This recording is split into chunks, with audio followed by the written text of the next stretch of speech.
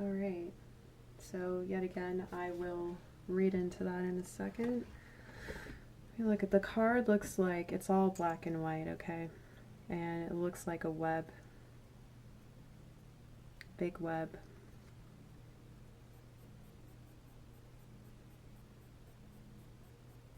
And I see here one pair of hands holding together loosely. Looks like there is a black round piece of onyx gently sitting on top of that, or a black ball. Perhaps some of you want to look into using a black scrying ball to do your own meditations, visualizations to help you connect. Also, if you do work with spirits in a magical practice, again, those of you that know what you're doing, you already know to put up protections. But for those of you that are beginners and new to the occult, definitely learn to protect yourself before you start tapping into spirit on that level. And we were talking about the threshold up here and the storm. Don't get yourself into trouble because you don't know what you're doing. This is where not being ignorant is really important. There are a lot, speaking of magical protections, wow, magical practitioners that are new, that just decide to do it one day. They look up some spells on Google, and there's nothing wrong with the curiosity and looking in how to do spellcraft, right?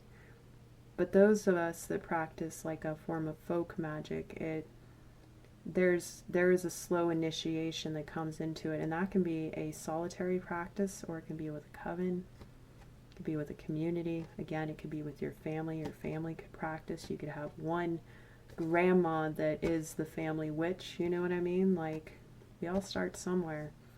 Be careful, because there are so many different forms of witchcraft, and there is light and there is dark and there is in between. And if you don't know your own energy and you don't know how to keep that balance or what your objective or intentions are, I would suggest you study, you find a mentor. The mentor card is down here with the owl, occult knowledge, Lilith. Now listen, we're not talking about the demon of Christian belief, Lilith, though she was in the Bible considered the first woman, and she was demonized literally because she didn't want to be a product of Adam.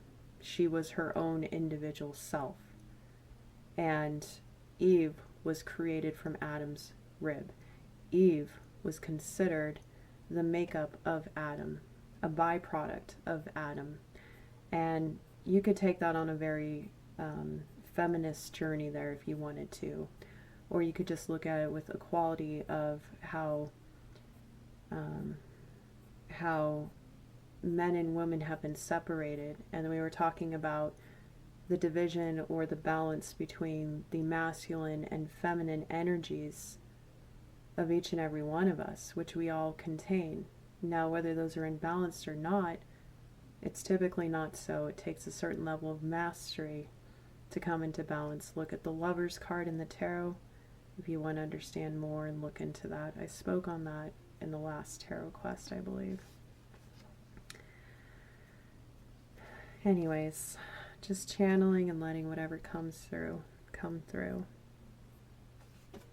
This card, there is also what looks like a mangled hand that almost has claws coming out of it. So it's almost like it's not quite human. There's another hand above that. And this is in the center of the round oracle card. It's got its hand out almost like it's going to shake someone's hand. Ooh, I just heard something. Shaking hands with the devil. That's interesting. Some of you are not open-minded to the craft, and that's all right if you're still here. Well, good job keeping an open mind. And remember that when we judge others, we're inviting the universe to judge us back. And our projections are a reflection of our own inner self. I speak on this a lot with my channeled messages, with my writing, with my guidance. Yeah, and it almost looks like there is a creature here in stone. What is that? It's like you hold the power to receive and rest in the wisdom of the hidden, or you can give your power away to some malicious energy. And that's, I'm not talking about dark forces, though for some that might be applicable, and I'm not putting judgment on anyone, but there is there's different ways that you can approach the hidden. Okay, I'm going to leave that right there, and let's look at the book. I'm not going to read all of this. I say this every time. I like to encourage people to go out and buy the deck for themselves. Some people will read the whole page, and that's fine. They do it their way. I am going to go with what I'm called, and over here, facing Thanatos, death. Oh, of course, death cards coming up. Transformation, rebirth, also 8th house, which also rules the occult, the hidden. 12th house Pisces, and those are both, that's Scorpio, death card, Pluto, and ancient astrology, Mars rulership. Might be significant. Both of those are mysterious water signs. Okay, so that could be significant to you, or it might be something you want to look into in your own chart. Like, what do you have in your 8th house? What do you have in your 12th house? What placements do you have Pisces in? What placements do you have Scorpio? What signs do you have in the planet Neptune, Pluto, Mars, Jupiter, if you want to look at both ancient and modern astrology, right? You could also look at what signs you have in other placements that have to do with those planets and whatnot. Yeah, astrology is endless. You can literally approach a birth chart in over 4,000 different ways. So no astrologer is wrong, no practice is wrong. It is a universal system that has been around since ancient times. I'm hearing for some of you, look into Mayan culture for ancient spiritual systems. There's actually a free documentary on YouTube. I don't know if it's still free. I watched it around the holidays on the truth of the spirituality of the Mayans. I wish I could remember the name of the documentary. I feel like it came out in the last couple of years, so do a Google or YouTube search on that. It's a really beautiful documentary. That was relevant to someone. So Thanatos, death, leads us to Aletheia, truth. Okay, so that's interesting because we pulled both Aletheia first, truth, and then death, Thanatos. Very interesting. And truth here, again, subjective, dualistic. This oracle card here, Aletheia, has like a beam of black and white lines around the oracle card, and in the center is a diamond shape or square upside down. White on the right, black on the left, which again makes me think of our modern association with the feminine being dark, the masculine being light, the feminine being hidden like the moon, the light being the masculine like the sun. Masculine is assertive energy, feminine is receptive, and this is not gender. Those of you that follow tarot and esoteric and wisdom, you know this is not about gender. It's interesting, I believe some cultures in ancient times actually had it reversed, where the sun was representative of the feminine. And if you think about it, the feminine, sure, it's the womb, but the feminine nurtures, it shines a light on beauty, it helps things grow. So in a lot of ways I can see these old perspectives of the feminine actually being the light, and the masculine being the one that is protective, that will go into the dark to defend that which is its own. So perhaps that's a perspective shift for somebody to consider. especially with doing shadow work, I'm hearing, especially with this black and white, this duality. Again, the Lover's card is coming up. But this card is talking about truth, right? So we're talking about the dual nature of truth. And I'm hearing there are two sides to every story. And then the truth is somewhere in the middle. And here on this card we have what looks like a little purple cutout oval shape, the top, middle, well, depending on which side of the card you look at. Yet again, it's about perspective, right? And it looks like it actually does have a glowing sun in the middle, just like if you were to look at the sun. Don't do that, but you know, I mean, typically, not a great idea. We know this, right? Some people believe it is a good idea. I'm not advertising that. I'm just, again, different perspectives. Point is that sunspots is a synchronicity for somebody, by the way. Some of us look into the light for the truth, and some of us find it in the dark, I'm hearing. So you can also be blinded by the truth, right? And what does that mean? Our triggers. If we hear something that is true that we are not prepared, and awakeners do this to people all the time. I know. I'm a walking mirror. I'm also a seer. So I instantaneously reflect back to others, and also I'm a channel. I'm a psychic. I pick up on energy. And I used to not realize I had this gift. It used to be a curse because I didn't understand. I didn't understand what I was doing. People just thought I was being critical when really I was seeing into their soul. And if you're willing to do the work and you're ready to do that work, it's a blessing. But if you aren't, it's a shake-up. It's a tower moment, right? It's death. It's the end to one way. We don't always get a choice when we are awakened, right? And if you're on a spiritual journey, you're in a spiritual awakening, you may have felt like you lost your power in some way due to this process. But I assure you, you're only just beginning to find it. So at the bottom of this truth card, we'll call it,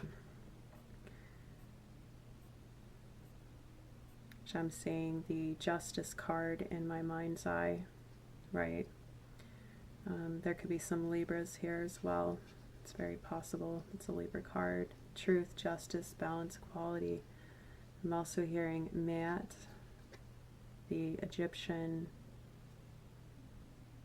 deity, holding the scales of justice, balancing, weighing people, right? So there's emphasis in justice and finding justice in truth, I'm hearing.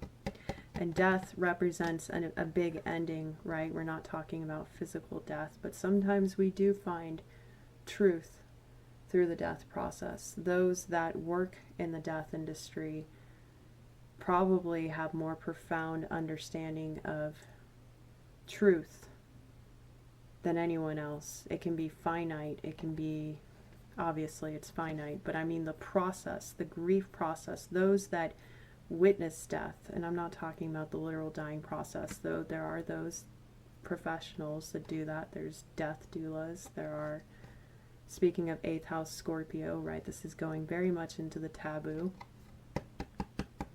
For those of you that don't know, when Pluto, when it started going into Aquarius, before it was fully in, but it was kind of getting close and the transit was getting closer, it's about, I want to say near the end of 2021, part of my chart got lit up.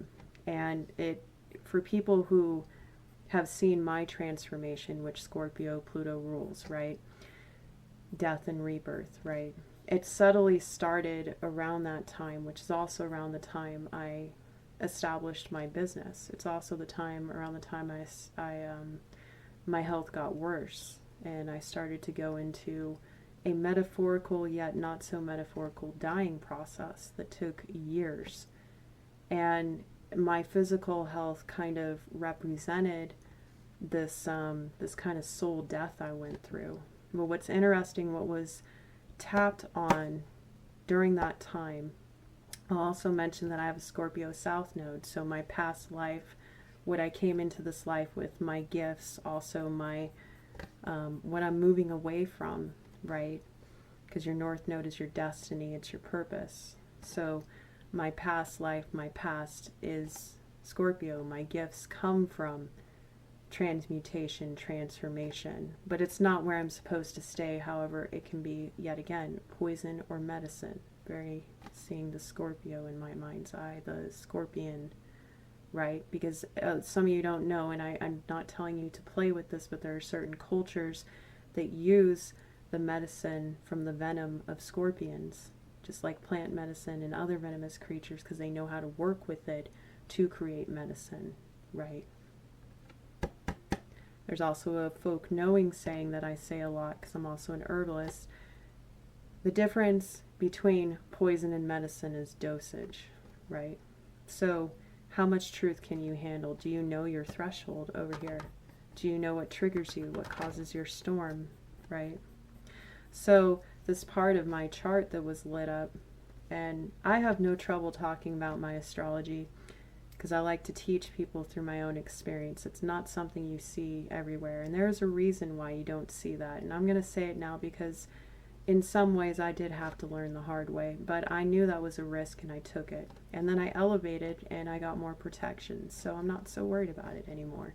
However, people can target, if you are in the spiritual field, if you are a spiritual person who works with different energies, especially if you are a channel, you are a psychic, you are a medium, you are a reader, right? If you are not protecting yourself, people can target certain aspects of you, and one way people can do that is through your birth chart.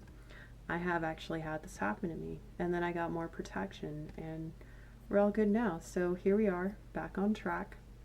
The part of my chart that I'm talking on, and we were talking about Jupiter earlier, right? I have Jupiter in Aquarius in the 8th house. We're talking about 8th house is Scorpio, right? And Jupiter is expansion. And Aquarius is the unknown. They're kind of the, and we are in Aquarius season, so this is appropriate. If you're watching this or listening, however you want to phrase it, at a later time, we're talking about the Aquarius energy. And Pluto went into Aquarius for about 20 years roughly.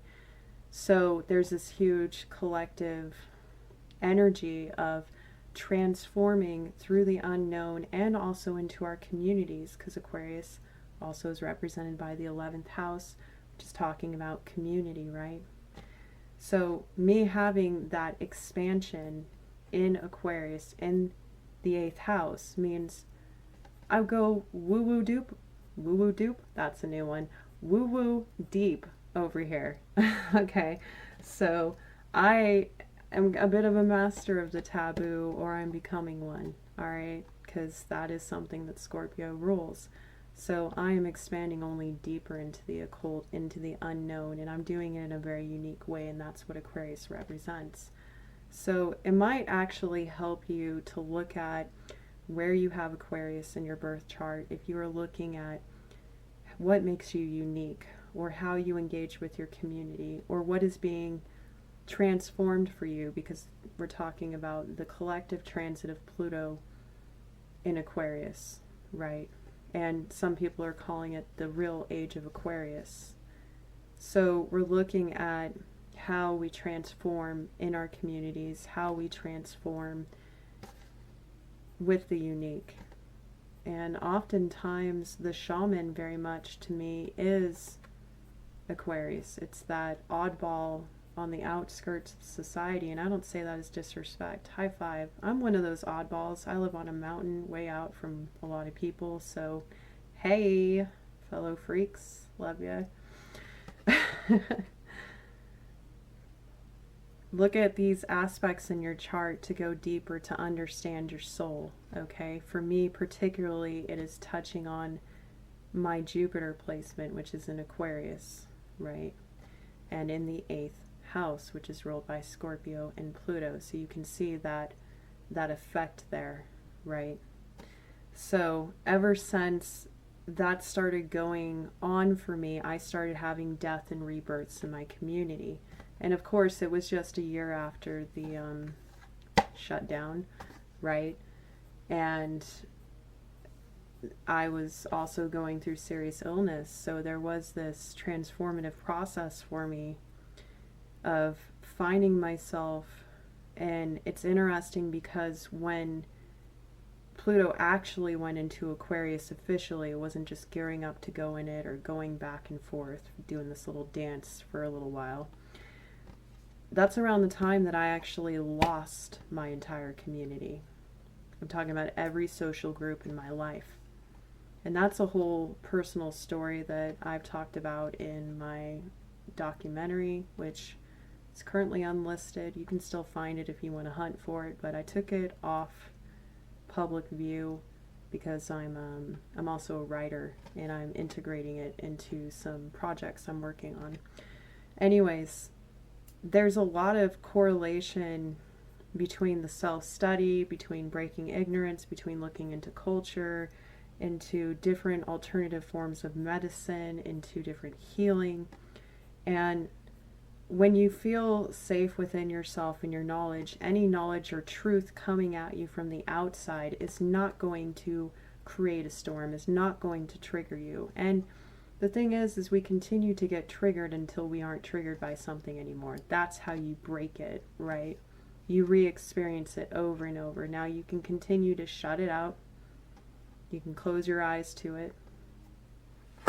And that's fine if that's what you want to do.